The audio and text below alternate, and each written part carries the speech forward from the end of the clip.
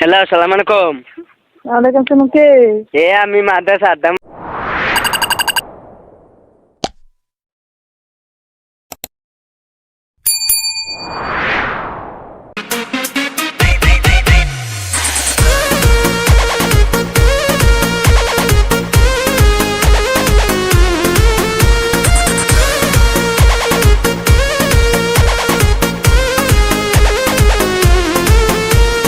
छीटा जवानी के उड़े दहो, मनवा से मनवा के जुड़े दहो।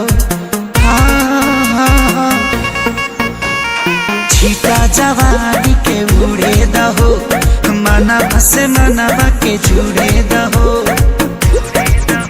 आज सुते दरिया तान की तान की तान की टूट जाए राजा जी, टूट जाए राजा जी पलंग सागवान के, टूट जाए राजा जी पलंग सागवान के।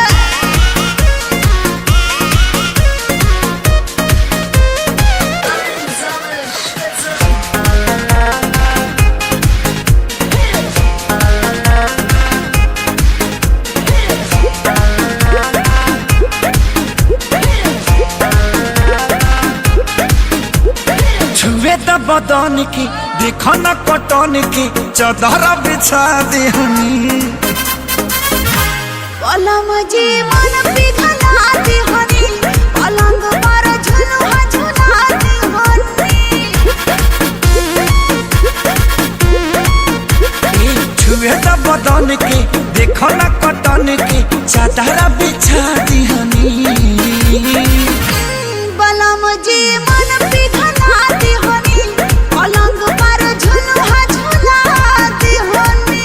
परियार बाटे बेडिया फान के फान के फान के टूट जाए राजा जी, टूट जाए राजा जी पलंग सागवान के, टूट जाए राजा जी पलंग सागवान के।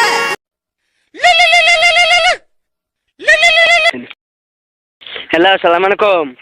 ওয়ালাইকুম আসসালাম। কে? আমি মাদ্রাসা আড্ডা। আপনি কোন জায়গায় ফোন দিছেন? আমি মাদ্রাসা বলছি। আমি মাদ্রাসা আড্ডা। কি জন্য ফোন দিছেন? আমি তোমার ভালোবাসি করতো। শুনো, আমার শখ তোমার লগে আমি ফ্যাম করতাম। আমি ফ্যাম করলাম তোমার লগে, তুমি না চিনি। তবে বাইরে আছে না, গোলাম তোর কাপড় সন্ধ্যা বেরোলাম। আমি আইন না মাদে কন্যা মানে মাদে তোর কোন বাগের ভাই? মাদে তোর কোন বাগের বদে? আমি মাদে আইন। কোন বাগের বদে? আমার মাদে আইন। তোর বাগের লইয়া নয়। আমি মাদে আইন। আমি কোনি কবা মাদে আইন কাকা। জুতাতে বিচ্ছা করে মাদে থেকে তুমি লড়াই আনিস ঠিক আছে তো? আমি মাদে আইন। আমি পুলিশ ধরে দে মাতো কারকা লোক। মাদে আমার পুলিশ ধরে দিবে। হ্যাঁ,